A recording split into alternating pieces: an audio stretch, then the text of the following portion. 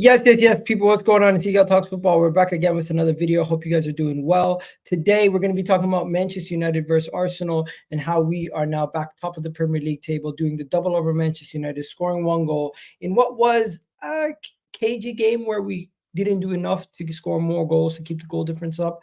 But all that matters is the 3 points. We're going to talk about it. Plus, our Man City unstoppable. Unfortunately, I couldn't get a Man City on today. I'll try to see if I can still get one.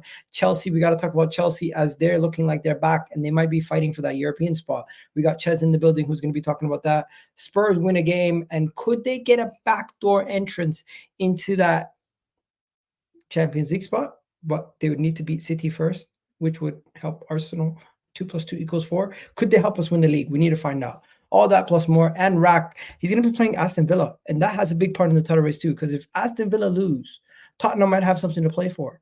You see? Mental gymnastics. We're doing it. But yeah, first we got Rax in the building. Rack, how you doing, man? You still on vacation? Yeah, I mean, in London we don't get the sun very often. And you need to enjoy it when it's out. And hopefully it's the sign of a nice long fruitful summer for everybody. There you go. Talking about London and sun. Ches is in London and his team is sunny and shiny right now.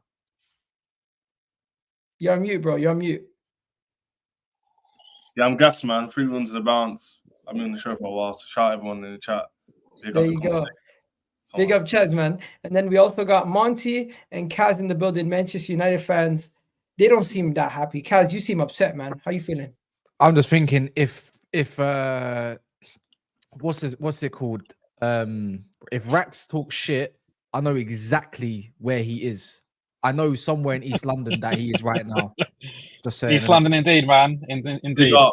We'll go for a pizza. Lovely stroll. Anyways, talk to me, Kaz. How you feeling about the game, man? Don't give a shit. Really? I ain't gonna lie. No, I lied. You know what it is, yeah? See, I said I'm in a win-win situation. The thing is, I didn't get battered, which is fine, yeah. And it makes the league interesting, isn't it? It could have been wrapped up by today, and people probably expecting, "Oh, you're in the mud." I'm not in the mud. I've been twerking for Arsenal for a minute, so I've been doing my best Deji Minaj moves for a minute. So, but I can't lie, I did want to equalize at least. Like, it's something about losing against Arsenal which pisses me off, man. Like, it just does my brain, but. It's all for the cause, isn't it? On relying on Spurs, which is sickening in itself. You must feel that shit. Honestly, you must actually feel that crap. Because as much as your defense is great and all, yeah, it might be all for nothing. And you have to rely on your rivals to bend over or not. Yeah, this is why I come in. Speak on it. This is Ches, I might be in the mud here just for losing in general, but Ches, you gotta agree though, like they are in a worse position. They got a lot more to lose. I don't want to say anything too much in it because you know the Premier League is crazy sometimes, isn't it? I don't want a guy coming back on me, so I'll keep it quiet. No, talk to me. What are you saying? No, also, I don't know TikTok on it. Arsenal played okay. The defense was resolute. Saliba, shout him out, man of the match for sure. Sometimes the commentators can get a bit clouded by their own bias, but he actually. I don't know how he's man in the match. I'll be honest. Over who's sorry? Delo, bro. I think Delo was my man in the match. He more recoveries, all sorts. It's just that they're not going to give man of the match to the losing team. It's just a bit like Man United. That's Man United's quality on show. That is Man United's quality on show. Yeah, it was toothless. It was nothing for it. There was nothing engaging. And I'm thinking, like, bro, you could have put Kivior at the back with Gabriel, 2 left footers, and it would be exactly the same. No, but the reason why I was saying Saliba is because he still had a little bit to do because they weren't also quite. They set back a lot. Let's be real, they didn't go for the game, and that relies more on the defenders to do their job. So you're saying Dallo had more of the ball? He would have more of the ball if they sit back. No, I thought recovery. I thought they kept Saka on smash. He made Amrabat made him limp. He gave you the ball, and you lost at home to them. No, Casemiro, that Sri Lanka gave him a goal, man. No, man. They didn't even try. And they still beat you. Bro, we gave them a goal. That's what I'm saying. They didn't even have to do anything. That's the thing. That early goal settled them down, right? You can imagine if it got into like second half, 20 minutes, half hour to go. then it would have been a bit of a different story. But that early goal, kind of midway through the first half or The game whatever, could have that lasted. kind of settled their nerves. The game could have gone on for an extra 2 days. We wouldn't have scored. Like, we did nothing in front of goal. Like, the game that, for me, when you don't have the likes of your Rashfords and Brunos, the match winners, right? When you look around the team, you don't really see any other match winners in the team that can just pull something out of the bag, some individual. Do you think you would have been as good defensively if you had Rashford and Bruno in the team? Nope. Yeah, I reckon. I can't lie. See, I can't believe I'm saying this. I wouldn't say so much Rashford. I think he'd be a good option because of just the goal scoring, innit? But if Bruno was in that McTominay space, I reckon we score. Because that guy, I keep telling this guy is arse and cheeks. Just because Jose Mourinho, in hindsight, messed up Man United more than people think. Just for bringing in someone that's tall and thought, yeah, you know what? Let me just stick him in central midfield, just be a presence. Because this guy is a waste of skin and a waste of sperm. And I can't believe that we employ him at this club. Who? McTominay. It's so shit, man. He's like watching Peter Crouch trying to play midfield. That's what it feels like. Yeah, But he also shadows from the ball a lot. Like, he doesn't. McTominay didn't help you guys defensively, but Anyway, offensively, he was one of the people who were helping try to push. Yeah, but Bruno would have done a better role in that position. Easy. Yeah, that's fine. If you have more of the ball, like if you have more of the ball, who do you want on the ball really? McTominay, or as dare I say that I'm flipping the guy that treats the ball like a bomb. Like, you don't want your that. question's kind of mad. Obviously, Bruno's improving in that position, bro. Obviously. You know, without Bruno now, you look at the United team and be like, oh my God, there is a massive... So no Bruno, no Rashford. You guys are not going anywhere. We're not going anywhere with them or without them anyways. Because the thing is, even with the best team... When you look at the starting 11 and the bench... Right? No. Forget that. What do you think of Garnacho? Because Alan's saying he was wasteful, greedy, and lax ideas. He's been at that. He's 19. Bro, Garnacho today is what you see all the time. The thing is, he's got good traits. He's a young guy, but his decision making is poor, and that will come with time. It's as simple as that, bro. He's a 19-year-old. What do you expect? He's not a bad player. When you're relying on my man, the young brother, bro, like he's a young guy, you're relying him to take on players and score goals and cut in and finesse it. He ain't that guy. Like, not yet anyway. This comment right here, why do we care? If we lose or drop points, that's more hurtful than if we don't score 4 or 5. No, I think he's saying in hindsight because you're 1-0 up. No, but we can do this hindsight thing all the time. If we lose based on goal difference, that means somebody dropped points and we can still play for it on the final day. At this moment in time, the 3 points means more to me than going out there and chasing a 3rd and 4th and end up getting countered. You're missing his point, nigga. He knows that. I think he's just saying, I'm assuming he's saying this. He's saying you weren't 1-0 up back, that you could have probably scored more goals and you probably should have. They offered nothing.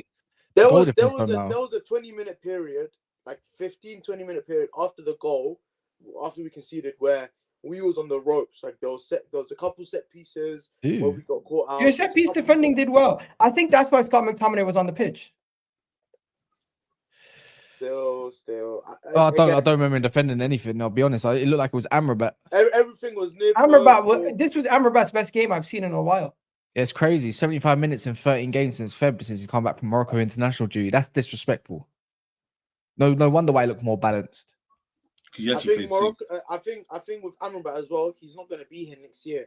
So for me, that's not a player I look at and I evaluate his performance. Neither is the manager. He's not here next year either, so who gives a shit? Nah, Ten Hag is more likely to be at the club next season than Amrabat. Amrabat's loan ends in the summer. Ten Hag shit, man. For me, Ten Hag, like he's lucky that there is an obvious option. Like the what Gary Neville said, and what a lot of fans are saying in terms of make change. You can't make change with managers that aren't available. Like Bayern, a big institution. So you're still keeping Ten Hag? Yeah, I will keep him for next season. Hey, who else would you bring? It's not about who I would bring. It's not my job. Who else is available? It's not my personally. It's not my job to identify someone that does. But I know who I'd bring. I'd rather bring pretty much most man rather than this guy. Would you rather Graham Potter? Oh, that's. I want to hear one set. Because I want to hear names. Tuchel.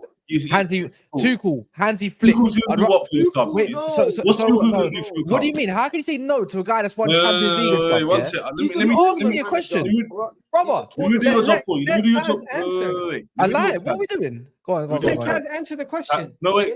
Yeah, I had a question on top of what I asked. He asked for Tuchel, so I'm asking him, why do you want Tuchel? Like, what's he gonna bring? So what I can name you multiple managers, and guess what they don't do? They don't abandon the fucking midfield. That's what they don't do. Yeah, they don't have bare man go up and abandon it. No, stop. Bro. You asked me a question. I'm answering the question. Wait. One second. You asked just a question. No, he's doing something stupid. I don't like it. What are you doing something stupid? Land his answer. No, I can't. What he's doing is he's comparing to Ten Hag, who we know is rubbish. That's exactly what I'm. That's why he said. You just said, who would you rather bring in? Did you not? Yes or no? Did you say who would you rather bring in? Yes or no? Can't lie to you. You're not understanding my point. I'll be real. All I'm saying is, you want Tuchel, which is fair, guys. But don't be comparing him to Ten Hag, who we all agree is a bum. Yeah, exactly. So he's going to have an established midfield, which he's going to keep. That's not a valid reason for Tuchel. I'm answering towards his question and then your question at the same time. He said Ten Hag, and he said, who would you rather bring in? Yeah, I said multiple managers. I said not just Tuchel. They don't abandon the midfield. Yeah, they don't leave it. They don't leave it for like strippers, fam. No offense. No, but anyways, Tuchel. At least what he does, it doesn't matter if he's a tournament manager. You know what? You know why this is a. You know why it's a stupid answer, in my opinion. Yeah, it's because it doesn't matter who we bring in. No one's a finished article manager who we bring in. That's the difference. It don't matter if we get a tournament manager. At least, bro. This is Roy. Wayne he said himself here. What? Wait, was you even alive when David Moyes took charge? You look young. I'm just alive. We're talking. He's the same age. Yeah, Kaz, relax. He's got good. Wait, he's the same age as us. He got a bit scared. Kaz was just about to compliment his complexion, man. Wait. This bud is our age again. No. He's a little bit younger. Like how? Once you like my age. Relax. Wait, how old are you, Chez? I'm 24. Yeah, you man are young, bruv. See, this is what I'm saying, yeah. So hold on. Hey, we're talking about 12 years ago of David Moyes, and when you're 12 years old, you come into football. That's what you come into. You can understand simple things. Yeah, but the dynamics of understanding it when you get a little bit older, you'll be back. Don't worry. I think he pressed something on his phone. But bro, this is worse than David Moyes. Do people not understand? Do people not understand this? This is what I say, yeah, to Liverpool. If it was Liverpool, this is my whole answer, yeah. If it's Liverpool, Bayern Munich, even Arsenal, to be fair, they don't have Unai Emery, yeah.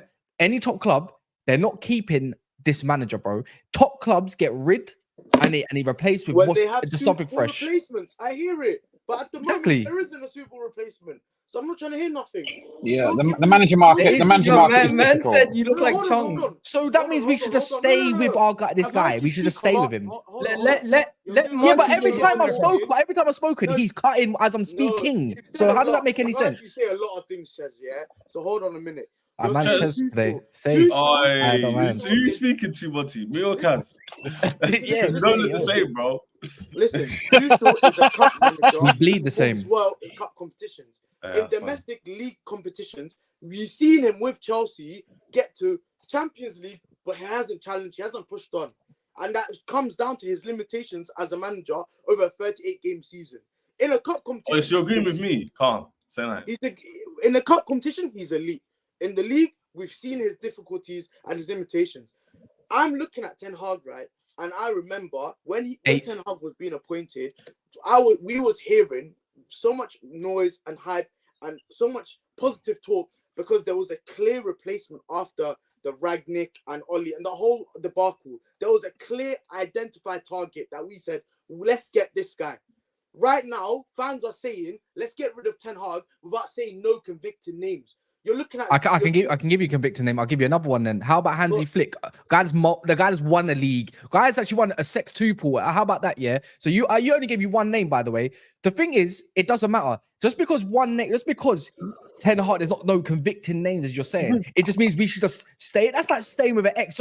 She cheated. But there's not really better suitable options out there. There's not better suitable options out there for my ex. So I should just stay there and be comfortable. Because guess what? It's still going to be a shit show, right? So I might as well stay my ex. Okay, so let me ask you this then. Are you not looking at this season and after all the different defensive option, defensive combinations we've had, the lack of Nope. players availability, the players not being available. Like, look at our team last season. I don't want to and hear look it. at our team this season, and you see a completely different Gal, team. can I come in? Wait, can I come into that I'm last having part it. before you do? Can I come into that last part? He asked me the Go on. question, if you don't mind, because Ches, because I know what you're going to say.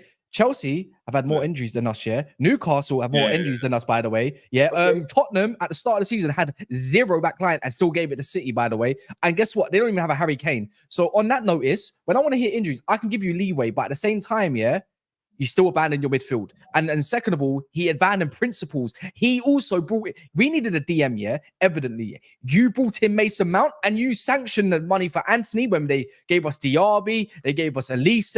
You wanted your man. They even gave us Kudus. We still said no. And on top of that, you wanted to pay 72 million for a flipping for a Haaland with acne. So on that notice, I don't care. He sanctioned.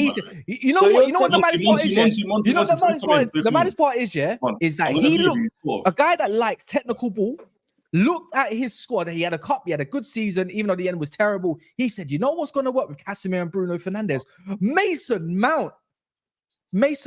That's what's going to work." Let me come in because I'm not hearing it. This is his fault. It's his fault. Monty's point is. So I'm in the middle between both of you because Kaz is saying Tuchel and shouting out names. I don't really know what they're gonna do.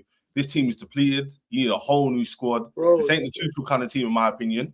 I agree with that part. Rax on his head, he agrees. But Monty's also wrong back in Ten Hag because obviously you can't be that negligent in the whole season and then say give me another season.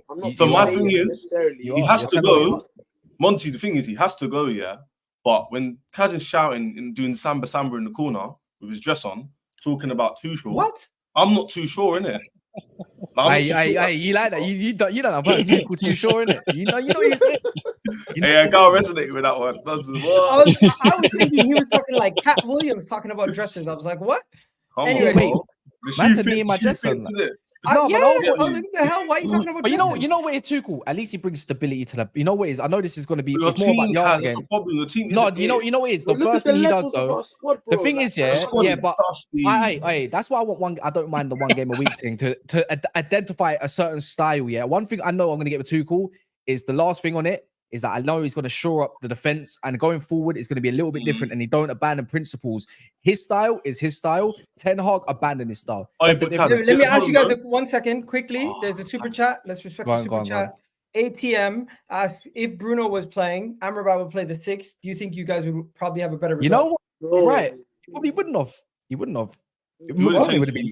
No, McTominay would have been there. Point though, the only thing is, if you man agree, Tuchel liked his own signings. That's happened at Bowley, and they had a massive bust up and he had to leave. The problem is United, the whole rebuild. Are they going to trust him to bring his players in? Again, no, they won't. The reason I said that, they shouldn't. Ornstein's coming up. People said, I own payroll. He literally said Liverpool, Man United trying to copy Chelsea's model. I.e., they're going to go for players that are young, that they see future prospects for. To be fair, that was Liverpool's model under Julian Ward and I know, but they're doing it again. Like they're going to do it again, like Chelsea done it. We'll talk. Rack, we're going to get to you and Julian Ward because clearly Klopp's the problem. But 1 second, final part. No. It's going to all make sense because similar to Thomas Tuchel and I'll take your word for that. It looks like they fell apart and they're all coming back. The gang is coming back after Klopp leaves. It's not a coincidence. Final point. Did you guys think it was a penalty on Della? No. Nobody. Okay, fair enough. Everyone said that was simple. And then finally, Arsenal have a chance now back in the title, back on top of the league. Do you guys think there's any way City drop points? Yeah, there is. Even if they draw against Spurs, I think they still win the league, bro. I'm not even joking. No, I don't think they do. Wait, I got quickly. Who's your last game of the season at Everton at home? Bro, that's a 5-0 incoming, man. Bro, Chelsea can't be back last year. Bro, they get Everton on the last day all the time. That's 5-0. I forgot Arsenal to Everton at home. I didn't think but you know what? West Ham, but we know we're laughing, yeah, but we do know West Ham to get smacked like 5-0. David Moyes' that's what I'm saying, Kaz. They'll get moved. Yeah, but I think because of the +3 goal difference, I think even if Arsenal win 2 and the goal difference goes to draw, I think Arsenal win on head-to-head anyways. Yeah, but that's But only yeah. under the assumption. Yeah, that yeah, yeah. City got points. If Spurs And- beat, No, just a if they draw. beat Just a draw. Spurs, Just a draw. it's over, Guys, innit? Yeah. this is the question. You've seen Man City versus Fulham. Are Yeah. Man City unstoppable? Can they be stopped by Spurs? Can they No. be stopped by anybody? Or what you've seen versus Fulham, basically, it's going to repeat against Spurs. It's gonna I repeat swear against to I you, wouldn't be surprised. I wouldn't be surprised if City go to Spurs on Get a draw. Tuesday and get a 2-0 or a 2-0 job done. Just get out of here. Move Yeah, on. they're on fire, bro. Not They even Bro, really they are haven't- fire. I remember, Bro, Kaz, that's before not the joking. Fulham game, because you do streams, obviously, not Reggie recently. Yeah, Yeah. big Bro, up Rich. I was hearing, Fulham Go are on. going to be a tough test. Yeah. Midday kickoff. Rack, am I lying? Yeah, Was yeah, you not hearing yeah. that? You were like, oh, Fulham's the one. Forget Spurs. They'll lay down. That was me. But the logic was. You and us. One second. It was illogical. Yeah. What was I thinking? Am I crazy? Oh, Now, yeah, my yeah. point is, let me come back to the Arsenal Man United game. We Go didn't ahead. do enough to go and get the goal difference, but we got the That win. ma- That's all that matters, That's right? what it matters. Yeah. And then the next thing is, did we even get out of second gear? I felt like we were really No. calm. Some people were in the comments talking about like big up. I Rich, can't lie, he's Gal. creeping Your me. fans need to get their own chance, bro. You need to stop copying everyone. You copy What chant did we copy? bro. You copy everyone. I'm not gonna go through all of it the time and time Busby again. Babies one, yeah. Bro, you copied oh my days! everything. And there's another City one. my- There's another City one that they took. I'm thinking, brother, like you, man, have got zero creativity. Don't get me wrong. I know a lot of chants have recycled a little bit over the years and all that, but you've taken Liverpool's main chant. You've taken Man United's Busby thing. You've taken a City a couple of theirs. I'm like, brother, like get your own chance at least. We Please, have our because own it's- chance though. No, you don't. You really don't. You really don't. And it's like me. The thing is, me and that's what look. You know what the ironic thing is, yeah. Your fans today were shit. Yeah. In the first half, I heard, "Is this a library? Is this a library?" No, you're gonna take On the this to your 35th own minute, channel. yeah. And after that, yeah, I heard nothing, and I heard all I could To hear be is fair, we all I both could hear was the heard nothing Georgie but Best song. thunder. The Georgie Best song was on for about 20 minutes straight from the Stretford end and whatnot. No, it was We were singing to the end. It's a dead game, innit? That's why. I know, Arsenal but it's like, yeah, but you're about to. No, I'm not being funny, Ches. You're about to win a potential league. Why are you not chanting? Because they don't believe they're gonna win it. That's the point, bro. That's why. If they believe they're gonna win it, you'd hear the noise. They're so confident. They're biting their nails and that. I'm thinking, one Not second. man. confident. 1 second. The guy was I doing think up you're, the I pressing think videos you're in doing his a car, disservice fam. to your own fan base because the away fans are a small portion compared to the home fans. So obviously you're going to hear the home fans. But I personally, the only thing I heard was the commentators and the thunder. I didn't hear neither. fan base. And the water dropping off at Old Trafford's roof. Yeah, that was crazy. The watrofall, historic waterfall. Old Trafford needs a serious. I'm just gonna say this: Kai Havertz delivered again, another assist. Trossard did his job. I thought Partey was the worst player on the pitch for us. He Your literally- midfield, no, let's not escape it. Declan Rice was dog shit. They were all as bad as each other. Every No, single one in that midfield Partey was bad. terrible. Partey was terrible. Declan Rice Bad. did not have a good game. He- I don't think So Partey was Ben terrible, White had the Declan best Rice of was games. Yeah. We're not allowing that one to escape. You know, we're not allowing that one to that's escape. not- that's not- He was Hey, he gave Bukayo me the Saka- ball. He nearly scored. Be was fair, be arse. fair. We're being fair. Be fair. And Kobe Bukayo Saka Mainoo did not do bossed much him. either. Bro, But he it's was not the out. end of the Partey It's wasn't. not the end of the good. world. He weren't Luckily, we have good. other players who can step up, like Saliba doing last-ditch tackles and everything he was doing. Rak, do you have anything to say on this game before we move on? Not really, to be honest. Right, do you know what it is? Not I really. didn't just think the game was decided. Saka's performance. Who's that? Say again, Monty, sorry? it's not even that. Why do you want to talk about Saka's performance? Monty, Man, Because because Saka's individual players, yeah. It's a big part of the Because all Saka's highlights was limping off that pitch again. That's all his highlights were. Yeah, we don't need to speak on him. He does this every game, and then they'll bring up GA. Every game. Jez, Did you watch it? Yeah, he went. I saw him trip over himself. Yeah, in the box went after in he the got corner, tackled. done all this. He was like, He landed softly. You guys have a Saka agenda. No, wait, no. It's not. Because I've been backing him. me? All right, go look at the What? replay. He landed softly, then he tumbled down it. Not rolled down it violently, tumbled down it, went onto the little concrete bit, and he started holding something. And you know what? He just didn't want it no more. You know Bro, what? The guy is a merchant and a half. You know, I can't believe this. He's a diva. Is it hard for me to say that Arsenal slightly did crumble today? It was just one individual error by Casemiro led to the goal. Excuse me? Ches, if it wasn't for that, yeah, we would have won I that game. can't You lie know? to you, girl. I swear to you, if that wasn't mistake didn't happen, individual error, by the way, nothing to do with the system. Ten Hag in Casemiro's fault. He didn't push up. That doesn't happen. I don't think we score in a half. So I'm not even joking. individual errors can cost you games. The whole game plan.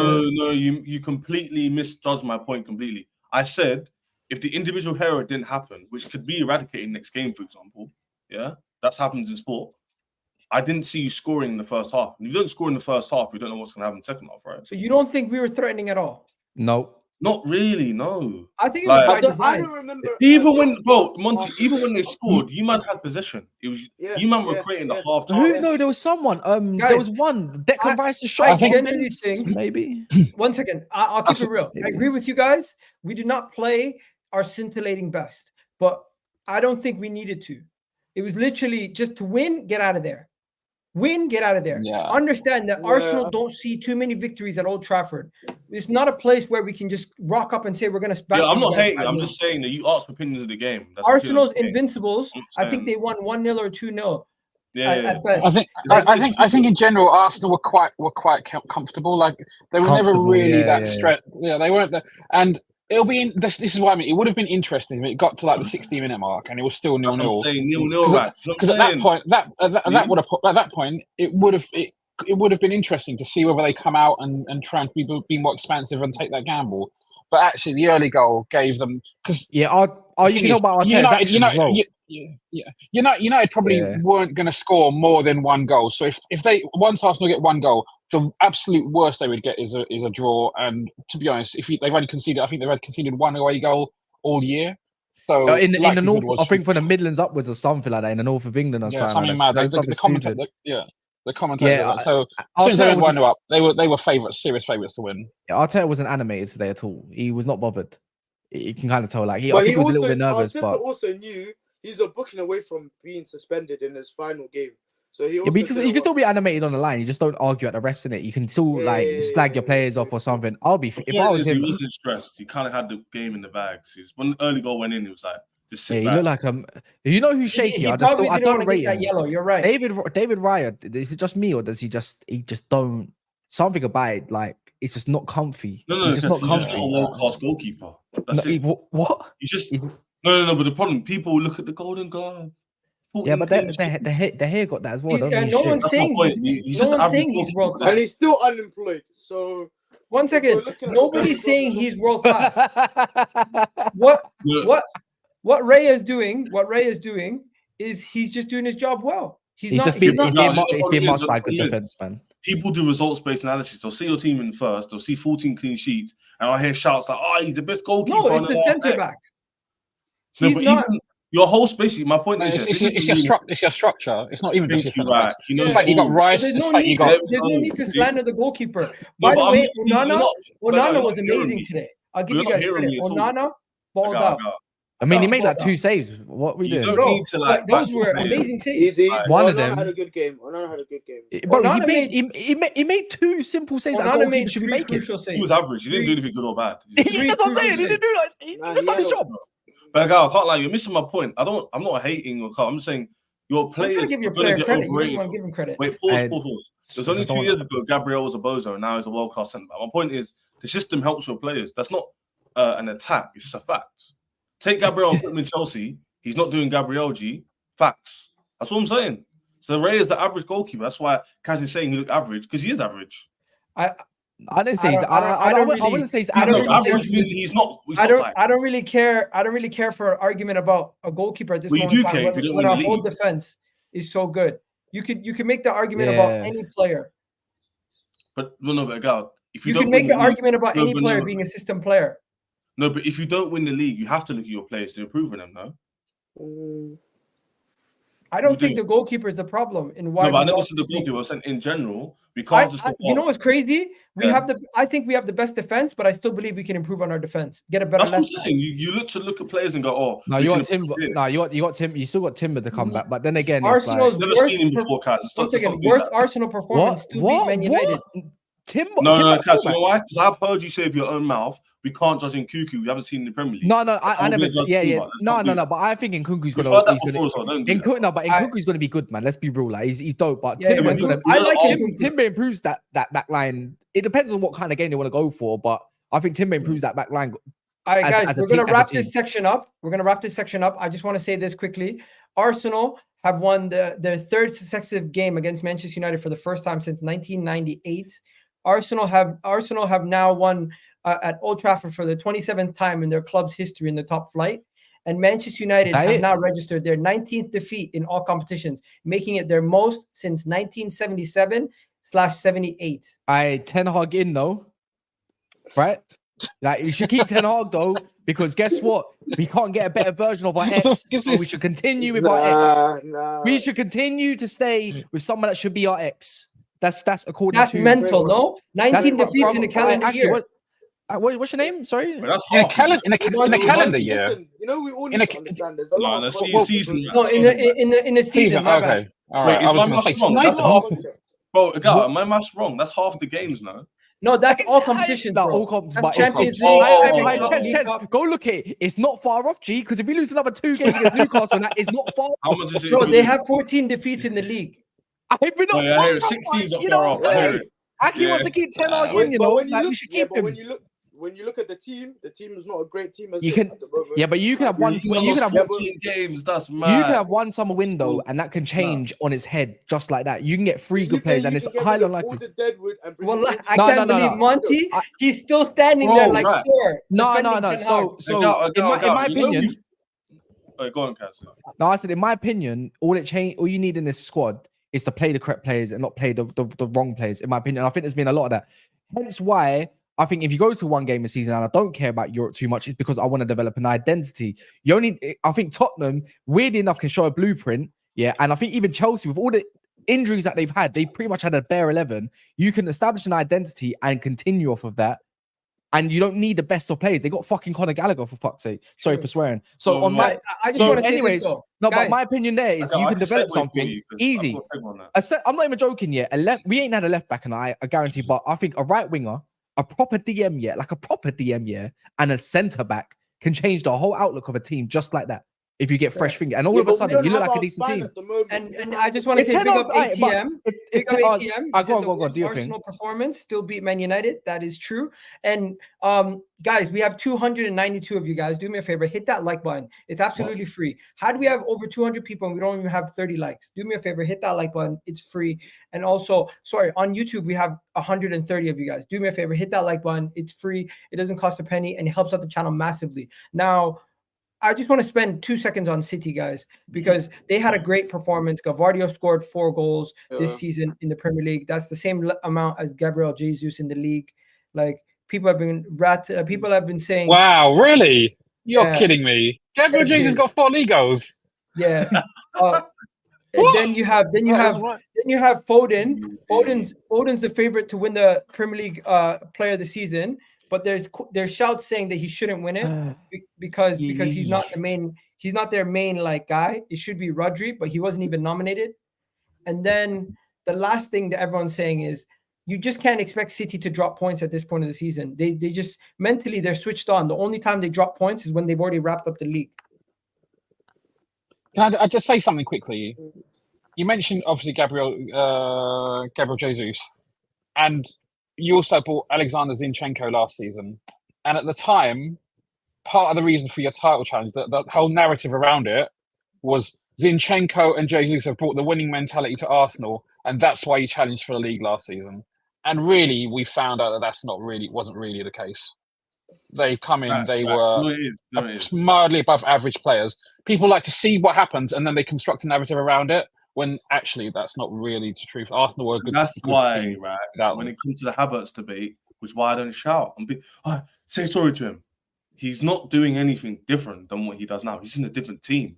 Like Zini and if you ask a City fan right now, he was sitting here, Martin, are they acting any different? They'll say no. He was never clinical of our club. His highest goal scorer in season was 14 goals. Zinchenko was never good defensively. But because he improved the level of Arsenal because they were crap, 5th and 6th and whatnot, they hype him up to he helped us. Not really. He's just an improvement what we had before. That's what I'm saying. Arsenal fans saying, "Oh, City are just invincible. They're amazing. You can't win." I'm like, not really. Maybe some of your players aren't as good as you think they are. Maybe that's just what it is. Well, I want today, anyways. Or at this point, 1 second. There's 2 things that I have a problem with.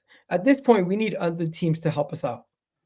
We've messed up ourselves already. Aston Villa happened. We can't go back and look back at it and say, oh, now we need to go back and win that game. No, the game's done. At this point, we need Tottenham or West Ham to do something. Is that in the realm of possibility? Do you see that potentially happening? That's the question. Only Tottenham, man. I think draw at max. But Tottenham. if Arsenal go to Man United and get your win, I'm pretty sure Man City can go to fucking what they called again? Tottenham Hotspur Stadium and go get 1 or 2 goals. And I don't think Tottenham fans would care. They wouldn't. Absolutely. Yeah, won't. Yeah, they won't care. Why should they care? Even. I think it's just a day out or night out. They had the lap of honour yesterday, right? They still got another home game to go. What is going on with that?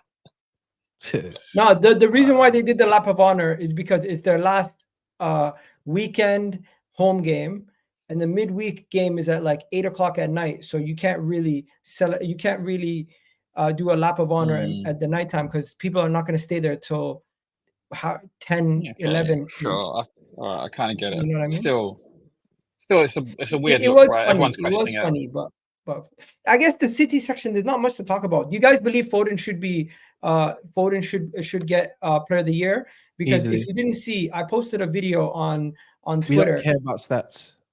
No, it's not about stats. I see. It is because I know you posted that dude that you said should be protected at all costs, and he said on average rating, Saka's at the top. So that's why you did post it. Let's be real. And guess what? I couldn't give a shit what SofaScore tells me just because someone might have scored a goal. By eyes, Foden is easily player of the season. By my eyes, him or Palmer. Him or Palmer. His argument. Let's hear his argument. It wasn't way about better than Phil Foden this year. I don't think he's been the player of the season, but I'm not going to sit here and say he doesn't deserve it because I get it, he does. This is who scored highest top 10 rated players this season per match. Phil Foden third. Cool. That's good. That's really good. Rodri is above him. Saka's above him. Only just above Cole Palmer. He's just above Haaland, Declan Rice. It's very close. This narrative that he's like pissed the player of the season vote is stupid. I don't get why it's so unanimous. You might say, okay, yeah, but that doesn't matter. Stats like this where Phil. You might as well pause him right now, man. 25 goals and assists is a great season. It's his best season. And these alone are not why you win a player of the season, but they do matter. Like these stats matter. They reflect on how much you're contributing to a team. Yes, Foden's had a great year, really productive, on decent efficiency, but Son's done better. Salah's got more. Slanky. 1 second. The main point is this point right here. This is the main point. Option like Foden isn't on the Man City team. It's easier for him to contribute goals, but not be the one who's culpable if City don't win. And obviously they always do win, so it's hypothetical. But if Man City drop points, when does Foden get the blame? It's always Haaland, it's De Bruyne, it's their defense, it's Pep overthinking stuff. Foden gave away a last-minute penalty against Palace early this season. I bet you didn't even know that. If that was like Saka or Rice or someone from Man United, Rashford, you would 100% know that happened. And I bet you didn't know that happened to Foden. I just think when he does things badly, they're not highlighted at all. Let me come in here. I think he's right, though. No, let me come in. Just make my point. My point that I back on that is Foden is not the most important player at City. Foden might be contributing to help win the league and he's raised his standard. But guess what? When things go wrong, he's not the first person to blame. When he does something wrong, it's forgotten about, brushed under the carpet. And when he does something good, it's highlighted to the highest level. He's not treated on the same level as other players. He's not criticized. But that's easy though. That's easy to say. I think I'm like last time I checked, Foden doesn't have a flipping Nando sauce out and all this crap. The thing is, with Saka and these man, they're all over social media more time. And to be fair, people say all the time, City fans have no fans, so why should we care, right? At the same time, Foden isn't on social media like that. The thing is, have you not noticed about all of these Man City players? When it comes to Man City, their PR stuff is so quiet. So when it comes to slander, you only go for the main kind of names that are already in there, like a De Bruyne or a Haaland. The thing is, in that list, why this guy, this absolute B-Tech Jack Grealish, yeah, with his dirty lisp, yeah, is talking shit because I see Haaland in that list and I saw Bruno Fernandes in that list who have been arse and cheeks this season with performances all season long. So why the hell are they in there? The Premier League nominated them. They nominated Haaland. Firstly, awards are awards. Someone said this the other day. I don't know who said it. Awards don't dictate how good you are. So even if, for example, Foden was to win it doesn't mean he's clear of everyone because everyone's still cold. If Cole Palmer was to win it, no one's going to get pissed and go, oh, how did he win it? Because our eye dictate he won it. So the stats. So here's the point. Going on WeScore, make a flipping video going, oh, look at these stats, averaging out the season. This is why It's Yeah, rubbish. but both need to go hand in hand though. Like Monty, no. Let me finish what I'm saying, because I don't need to shout for me to be heard, innit? The thing is people use their own bias, and like Kaz said, Arsenal have a massive fan base, innit? So when they do well, everyone hears about it. London, the UK, worldwide. When City win, you don't really hear that much. They just want a treble. We don't hear about it. If Arsenal to one league, you would hear about it. So the point is, Arsenal have PR. Saka has PR. So when man were coming out using Sofa score and all this to justify why Phil Foden hasn't won games for Man City single-handedly, when the KDB's been out, Haaland's been poor, but when he steps up, doesn't really matter, does it? Yeah, bro. We could. Top of the league, bro. Can we have our hands down and say, yeah, the only one that can get, for me, player of the season that needs a shout out of the Arsenal squad is not even Ødegaard. It's Gabriel. No, Rice. No, it's Gabriel. Or Rice in that. I would say, or one of them two. It's so the names they mentioned, Saka and Ødegaard shouldn't be in that. Gabriel and Rice have been consistent all season round. I would say Rice over Gabriel. No, but you know what? Saka's been Saka. I think he gets criticized. Obviously, man. He's been good. But you know, the thing is, it's one that's he gets criticised because he's been Arsenal's shining light over the last 3-4 seasons, and Arsenal fans have bigged him up. So I'm not saying it's Arsenal. That's what Arsenal fans are supposed to do, and rivals will naturally come at you because that's who you put forward as your main guy. So it's a bit of both. I think this season's Premier, Player of the Year thing. I don't know if there's necessarily been anyone who's been head and shoulders above the rest. I think there's arguments that can be made for all of them to some extent. I think Foden's had an exceptional year, but he's been his best season, I think. Is he the main man at Manchester? Probably not. I agree with ATM here, who's a super chatter. He said Rodri should be that guy. I think Rodri's the best player in the Premier League. He just has no PR, bro. He has nothing. You know what he does? Do you know what he does before games? He's in his hotel in the lobby, literally sipping on tea or coffee while reading the newspaper. The guy is chilled out. He doesn't get involved in nothing. Trust me, I know this hands down. Yeah, he has nothing. He's just relaxed. And that's probably the way. I think it's the British media trying to push Foden as the darling, the golden boy. I guarantee you, this guy doesn't even start in the Euros. But the thing is, if you say Phil Foden is the player of the season and you have that opinion, you can't say people are crazy for having that. I don't understand why you think it's a media conspiracy. I don't think it's crazy. But there is there's a legitimate balanced opinion that you can have that he is player of the season. So I don't know why you think it's media narrative. The media have decided that they're not going to give it to Kevin De Bruyne because he's been injured. Haaland's not going to get it because he got injured, and City win the league. It's not because they've got injured. It's because they haven't played as much. The whole way you structure that argument, depending on the words you use, frames it differently. If he's as valuable as Rodri, why is it when Rodri misses games, they don't win? And when Foden misses games, all 6 of the games that he's missed, they won those games. That's a different conversation. Because football is a team sport. It's not. Yes, there is an element of individuality, but it's a team sport. Attackers always get favoured as well. Yeah, that's also true. I think you're saying, if you framed it a different way, we'd understand it. But the way you're saying it is if he was to win it, it's like a massive farce. It's a conspiracy. They want to win. No. Bro, how about it's just as simple as he's Man City's best player of the season, and Man City might win the Premier League. Yeah. Well, what if it's that simple?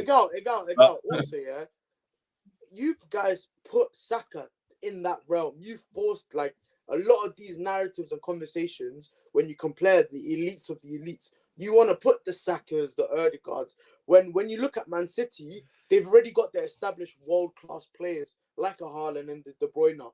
So that when someone like a Phil Foden, who has had an exceptional season, and I think should win Player of the Year, because when you look at not just the stats, but his performances, you look at the overall game, he's been the player of the season by a country mile, and is a big reason why City will, if they win the league this year, he would be a big reason. When you look at Saka, you look at big moments, you look at big games, you look at decisive situations that you can elevate Arsenal to that level, and he hasn't delivered.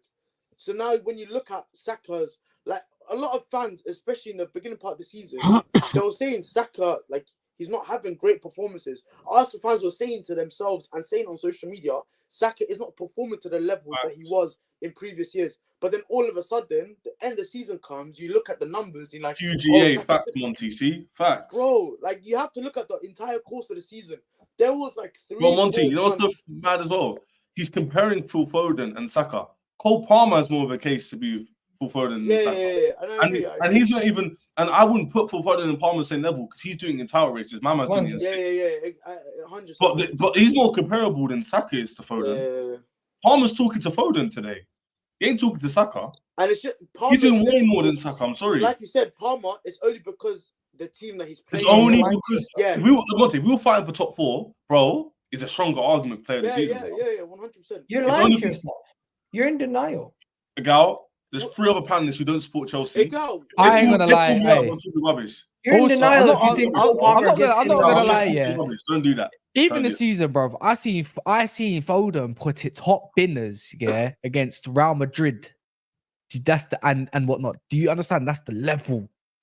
That's what I'm calling Saka my. score versus Bayern. It's not the Bro, same. it was. bro. It's not the same, bro. Okay, At home, hold like. on. In the second leg, yeah, there was a corner where you needed to put in a somewhat decent delivery. And what does That's clutch moments right there. What does Saka do? What does Saka in the moment where you needed him the most? He said, "I will take responsibility. Because who's normally He had an okay Champions League campaign, Saka. Right, Rice is normally Yeah, he did. Right? Because that's not the debate. No one's calling him rubbish. Listen, No, I think we've turned the Listen. show too much about Arsenal now and Man United. But We're you gonna shift started it. gears. You Guys, started. you You gotta started. go. Yeah. I'm just gonna say one thing. You started this. You started this player of the season stuff. So All right, fair enough. I wanted to talk about City, but it turned into that. We're going to talk about Chelsea and we're going to talk about Julian Ward coming back to Liverpool in a second. I think let's get into Chelsea first. Chelsea, you guys are going to finish above United. It's almost official now. Not even that, guys. Since we should be obviously like since since the Spurs, 100%. You're rubbish. Even Monty can agree with me. Bro, you know the fact that there was a large period of the season where you in front of us. below us, Crazy. yeah. I would look at Chelsea like they're playing better football. Their performance. Yeah, we said it on this show. We were like, "How are we behind you? We play better football. Exactly. Score more goals." And then all of a sudden, all it took was us to continue the way we was going, and we improved. Finally, those performances turn into results. Do you get it? Facts. So Facts, bro. You know, it's not even that. Since the Spurs away win 4-1. Since then, we're in the top 4 in terms of games and points. All right. So where do you my think? point is that was in November. It was just the first 10 games mess us up. I even checked this table, bro. We've lost the same amount of games as Spurs. They just drew. We've just drew 3 more than them. I've told everyone on this show to a gal, I have receipts. I said next season will be fine. And I even said this season we'll get top 6. So next season you're gonna get top 4. Monty, people were laughing at me. I remember, bro. I remember 3 times a week. I was saying it to you, man. I said we're getting top 6, and our team is actually good. People were like, "Nah, you're 10th. What? You're rubbish." Look at Jackson. I was saying, bro. On paper, my team is top 14. Another thing as well, yeah. You have to realize Chelsea, the same argument that we used for Arsenal, where there was last season or the season before, where it's a young squad and oh my God, we got so much experience to gain. And look what Arsenal did in terms of the year before. And then look what they did last season with the same young squad, pretty much. All of that takes time to build and gel. And you see with Chelsea, Poch has got them playing a certain type of way, but it's just the inexperience or individual mistakes that has ruined them in so many occasions. Like, for example, the perfect example, the United game, when we played at Stamford Bridge, Chelsea should have won that game comfortably. But there was a period of inexperience. Yeah, and then Casares gives the ball away. There was a period of the game where they looked naive in everything they did, and they allowed us to get back into the game.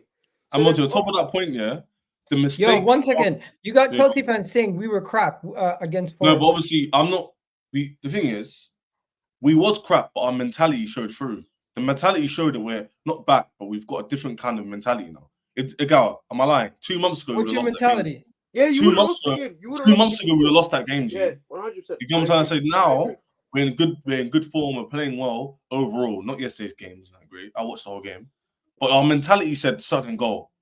James comes on assist, and what I was thinking to Monty and you, is the players who are making mistakes won't be playing next season. The poorer players, Caicedo and that who made mistakes, he'll play. He's been fantastic, by the way. This whole year he's been cold. I think there are a lot of people usually they will highlight the wrongs, but they'll stay quiet about the wins. Caicedo has been cold. I think Caicedo for me has had a very good season, and I think he's had a good season overall, bro. Bro, I don't think a lot of people are speaking about it in general. I think he's. But they don't need to because we're sixth and whatever. When we come back, get top 4 next season, when we're in Arsenal position, we're challenging in the next 2 years. I'm calling it now. 2 seasons from now, we'll be challenging. People are like, what, bro? We're 3 wins. We're literally 3 wins away from being higher than Spurs. I'm not talking rubbish, and they're in the top 4 hunt. And the problem is, people use, again, money-based analysis. They see 1 billion, they say, 1 billion equals the Premier League. If it was that easy, everyone would would have done that. 700 million in the Premier League. Arsenal have won for 20 years. Man United haven't won one for 10 years. Chelsea have won one for 7 years. Liverpool's won 1. We're all big clubs. Why have none of us won the league and we will spend the most highest spenders in the Premier League? How is that possible? I don't think you're that close to competing. I'll tell you why we are though. Yeah, you would admit a lot of the players who played this season aren't Chelsea level. A lot of them have been playing because we've had so many injuries and we're missing key signings. This summer we're gonna have our injuries back and we're going to address those players. Centre back, striker, and probably left winger. And to make it even worse, most teams come out today and said we don't have problems with FFP. Like I've been saying all along. Yeah. So I think there's a couple of things. Like I know Gary Neville said it a while back, and he got a bit castigated. Like you're never as far off as you think you are. But if he said to Arsenal fans, not this summer, just gone, the summer before, you're going to challenge for the league, people would have thought you were crazy. Even Arsenal fans, I don't think. Yeah. So you never really know because. Chelsea and Chelsea fans took a lot of stick for the vast majority of this season because people were laughing and spending that much money and be languishing down in 11th, 10th, 9th, all that kind of stuff. I think towards the end of the season, what we've seen is their performances have improved. The rationale why they've improved, is still yet to be cleared up, but they have improved. Some of the players they've brought in that were being laughed at are actually decent, good players. I mean, Palmer has been a standout, obviously, for the whole season. But, Nicholas Jackson, for example, he misses a lot, but you can see there's a player there. Some of the other young centre-backs who last season were getting praised, maybe this season, start of the season, they weren't doing so well. So if they can stabilise a little bit. No, but maybe, So I'm just saying that things are starting to come together. We don't know. Like Ches has made a prediction. He thinks that they're going to be ready to challenge in a couple of years. Not guaranteed. But you can see a trajectory, right? And I can understand that you're on an upward trajectory. Yeah. I can hear that. I don't think it's wildly crazy to say that because we just don't know where the ceiling for these players is. Mm-hmm. But can they get there? I don't think it's beyond the realms of possibility. So just 3 things at once. A girl's question, what you just said, and the not super chat, the comment said before about Potts being a bottler. That doesn't mean with Potts, by the way. Just because he's get the tune out of the players now. To answer Rat's question, he said we don't know why they've had an upturn in form. I could tell you why. Because he actually stuck to a system that worked in pre-season by inverting our fullback, and it's starting to work. And all this season, me and Don, obviously the reps on Chelsea a lot of the time, we've been saying we want a solid style of play and to play players in the right position. It's happened in the last 10 games. You haven't lost in like 13 games. Sorry. We've only lost 1 game in 13. That was Arsenal away, who were the best teams in the league. And again, that team you won't see next season. That whole 11 probably won't see, barring 1 or 2 players. So my point is, that you're going, there's no chance Chelsea can win. There's no chance. We've competed against all Didn't you lose teams in the cup final? In the Premier League, bro. Premier League. Have you just won in the last 13 Premier League? That's crazy. That's actually really good form. Are you serious? Yeah. The last loss was literally Arsenal. Because before that, we'd won. I think we drew and won a couple. And then now we've just won, like, okay. So you beat West Ham, you beat Tottenham, you drew against Aston Villa, you lost to Arsenal. So then you beat Everton, you beat Sheffield, you drew against Sheffield United, you beat Manchester United. That's 6 so far. 7, you drew against Burnley, you beat Newcastle, you drew against Brentford, you drew against Man City. That's 10. You beat Crystal Palace, and then so February 4th was your last loss. You got me talking rubbish. Don't fact check me ever again, bro. No, You've got T-shirt. Don't fact check me I'm ever shocked. again. no, but Ches, I'm shocked. I'm shocked. Yeah, I'm shocked as well. I don't think many people. You guys need to pump that.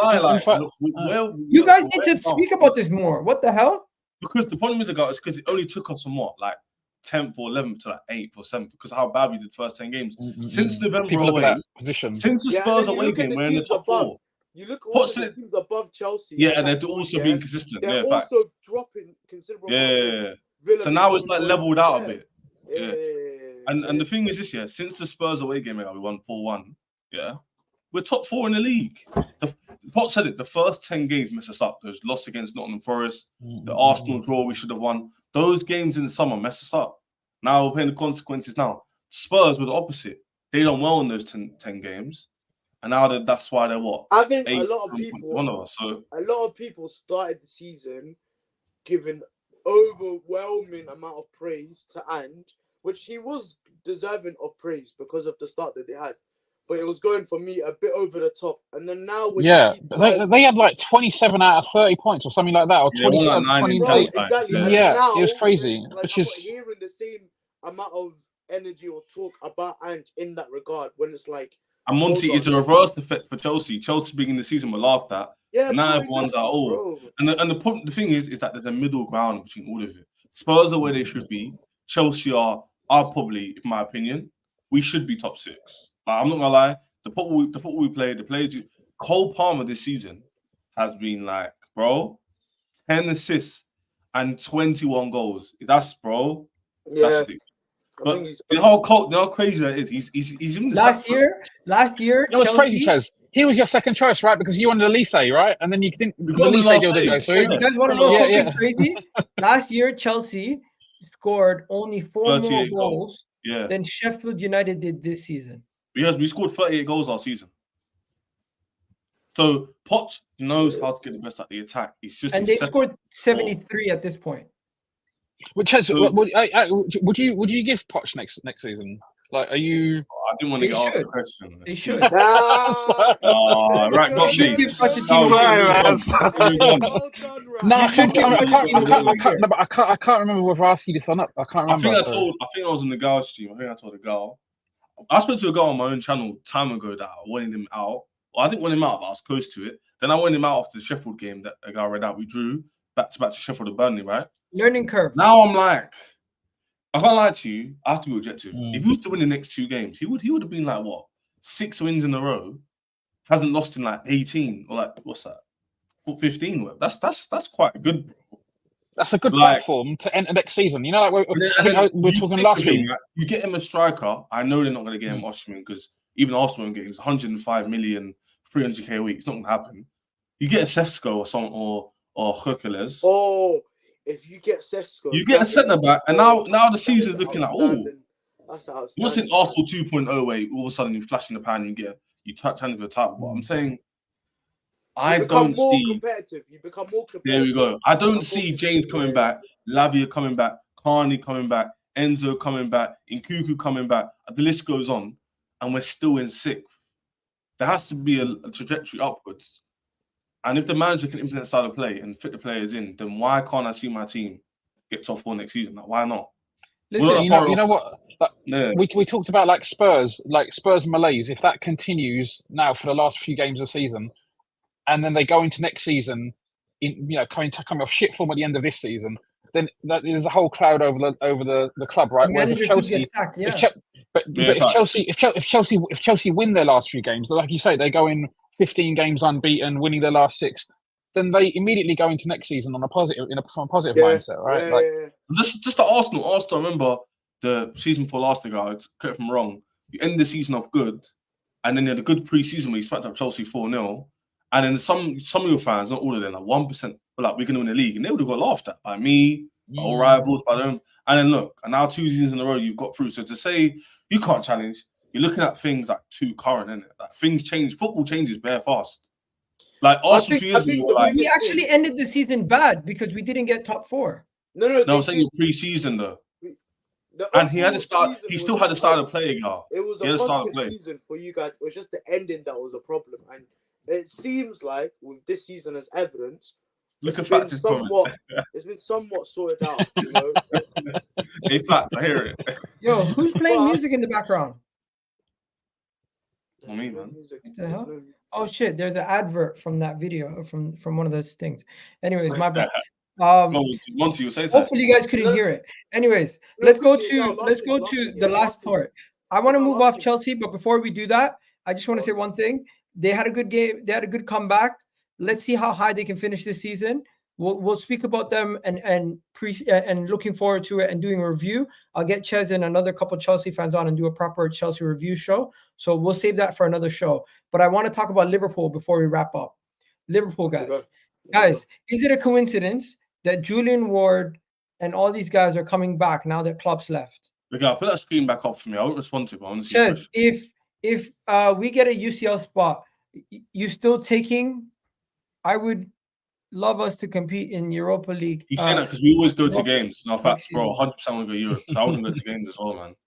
You want to be? You want a Conference League? Right, you wouldn't believe we were in the Champions League last year. You know, it's mad, isn't it? So bro, you know we can get back to back Europe. But Monty, the narrative is weird because if you looked at it objectively, like holistically, when you look at football, it's wild how. Like, we were in the Champions League last year, bro, and people, you wouldn't think that, innit? You think we haven't been in it for like 10 years. I think you see what you said about. I think someone, I can't remember. Gary Neville said that you're never as far away as where you think you would, where you actually are in terms of what your aims are. Yeah, in terms of, for example, Chelsea and the idea of potentially competing at some point.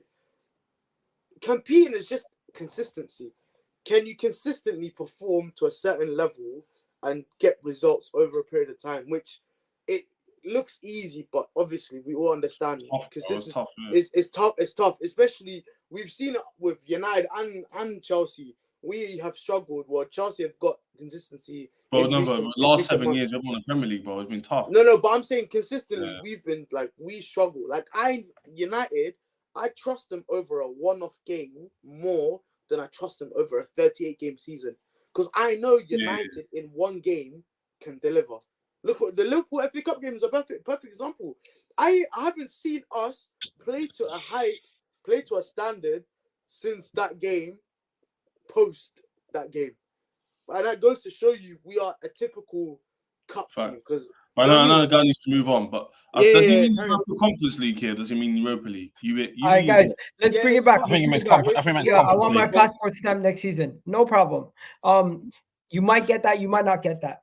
At this point, it looks like you will. No, we're guaranteed to get your Conference or Europa. Yeah, we're not gonna speak about Spurs. I think Europa League. I think Europa League is okay because I think there is history. Conference League, I think I'm not accepting Conference League. No, I'm not getting it. It's sick for his outright. To answer your question, if you don't get sick, he's gone. For me. All right, guys. Okay. Let me just say this. Julian Ward is returning to Liverpool after Klopp left. You also have Michael Edwards coming back. So Michael Edwards and Julian Ward returning to Liverpool. Is it a coincidence, Rack, that these people are all coming back with Klopp exiting? Because to me, something's fishy. I'm reading into it, and it's sad. And to me, it looks like they're coming back because Klopp is leaving, and they now might be getting more like say in the decision making and everything. And it looks like they're running the ship. So, am I reading too much into it, or do you think there's smoke where the gun is? No, I mean that's the whole point, right? The narrative that's been around for a long time. David Ornstein tweeted about it like, I don't know, a year ago or whatever. Klopp's got more power. Klopp is getting more power. Julian Ward left. I think the idea behind the whole Liverpool success over the last 7 or 8 years or whatever you want to call it is to have a cohesive structure. So they had Michael Edwards, they had Jurgen Klopp, and they had all these other guys, Dave Fallows, Barry Hunter, all our recruitment scouting team. All these guys were aligned; they were pushing in the same direction, right? And then inevitably, Klopp is a larger than life, generational, big character manager. Inevitably, he gets attention that other people won't get, and it probably draws. And he's also probably got an ego, just like any big big name manager, big name player, big name business executive, people in industry. Everyone. If you're achieving at the top level, you're going to have a bit of an ego. And Klopp probably wanted his way more, and that was getting away from the original model that was put in place. That's almost certainly why Michael Edwards left. People have obviously highlighted things like the Jordan Henderson contract. He didn't think that was the right thing to do, and I think retrospectively that's proved to be correct. They was incorrect to give him that contract, and we were lucky we got out of it because Saudi, gave us 11 million quid for Jordan Henderson. And then similarly, when Julian Ward was around, he was there for 6 months, and I think he felt that his power was being eroded or superseded by Klopp. And if that's the model you have, then and that's the model that's made it successful, I think that we should have stuck with that more. That's no knock on Klopp, because people, when you're that good, you want to have more power. That's what everybody does. But ultimately, I think now that he's leaving, I guess you could say to some extent, maybe sometimes a change is the right thing, and I think that kind of structure will prove successful for us. I think Michael Edwards has brought in Richard Hughes. That he's brought back a few other people. We're building a whole new structure again. Some of those key pieces are already in there. The analytics team is already, well established and one of the best in the business already. So I think we're going to go back to that kind of structure. Arne Slot will come in, but the idea will be Arne Slot will be a manager within that structure, and he will be a piece of it. But he's not going to be the only piece. They'll have more of a group mindset around it, and I think that's probably the right way to go, especially in modern football. I will also say, first of all, it is sad that Arne Slot, one of my favourite managers in football, is going to Liverpool. It's gonna be a difficult watch.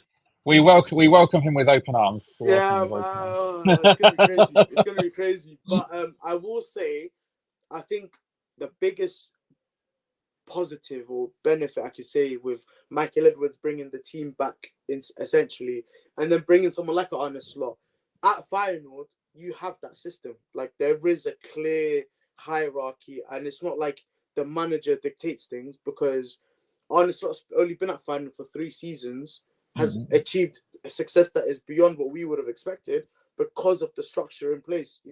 He has a good relationship with our CEO. He has a good relationship with our sporting directors.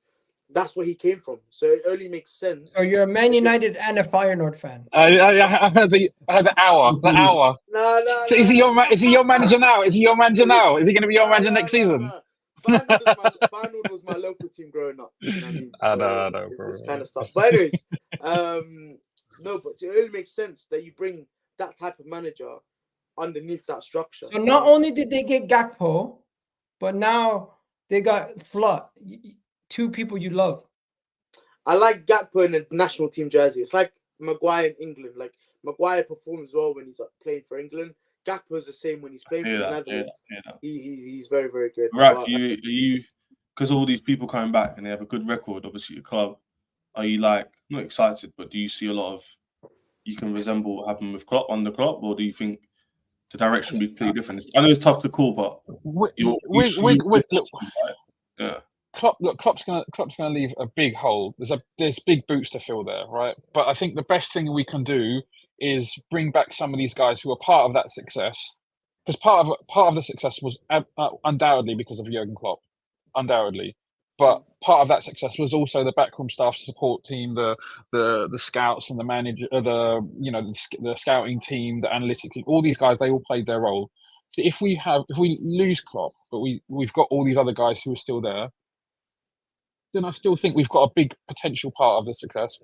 And then it's a question of, we're not going to get 100% Klopp replacement, but if we can get 85%, Klopp in Arne Slot, that's still a good foundation to build upon. And as long as everybody, the main thing is everybody is moving in the right direction. Everybody's got the right idea. Because if that, look, the reason why Man United have been all over the place, and the reason why their structure has kind of, they're starting to streamline their structure. Similar with Chelsea. Chelsea last season, I know they've got a lot of heat for the vast majority of the season, but now you're starting to see the fruits of this structure come together. Hopefully. Arsenal, exactly the same thing. Arsenal wanted to follow the Liverpool model. That's what they called it. What we need to do. I was in Spaces a couple of years ago. What we need to do, we need to follow Liverpool's model, right? Yeah, and that's just how modern. That's just how I remember there was an Arsenal fan. I can't remember who the guy was. There was an Arsenal fan who was.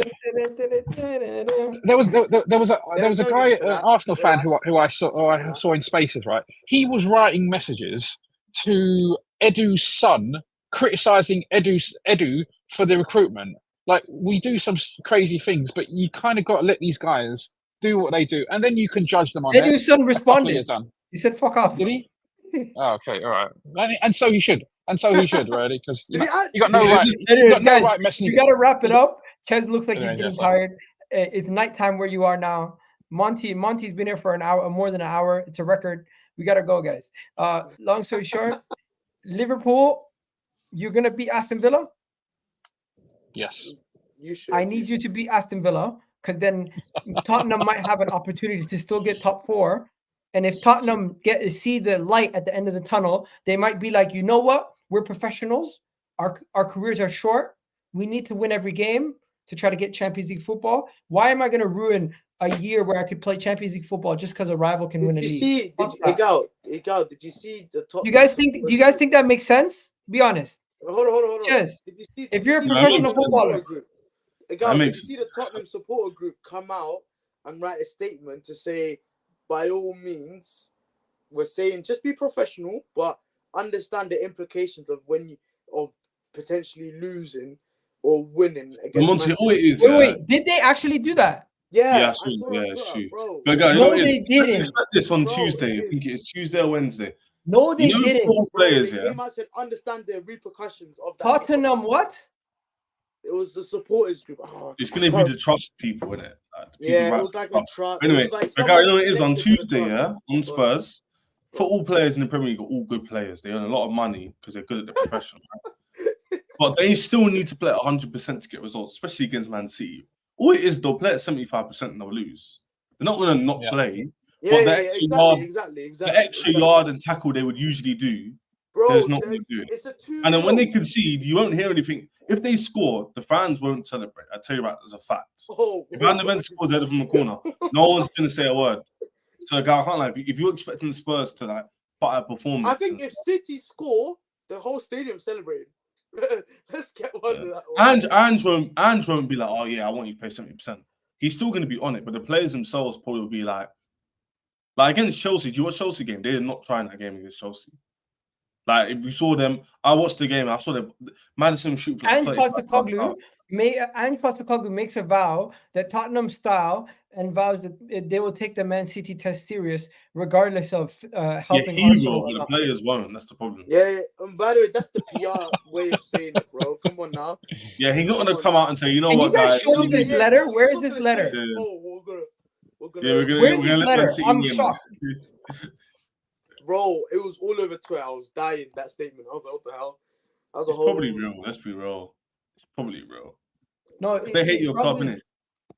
Bro, they hate, you know, by the way, Fulham fans were embracing the fact that they were able to have an impact on the title race. Clearly, they didn't. Bro, Fulham, for example, they have nothing to lose. They're mid-table. They're staying up. They're chilling. If they won or lost, it means absolutely nothing to them either way. Did you see them flying the kite? You see how hot? Hey, we're all from London. Yeah? You know how hot it is outside. Guys, you got to wrap it up. I think that's been enough. Big up everyone in the chat. It's getting cold and it's nighttime where Rack is. Ches, you're in the dark. and Monty, yeah, peace out, guys. We're out of here. W's in the shot.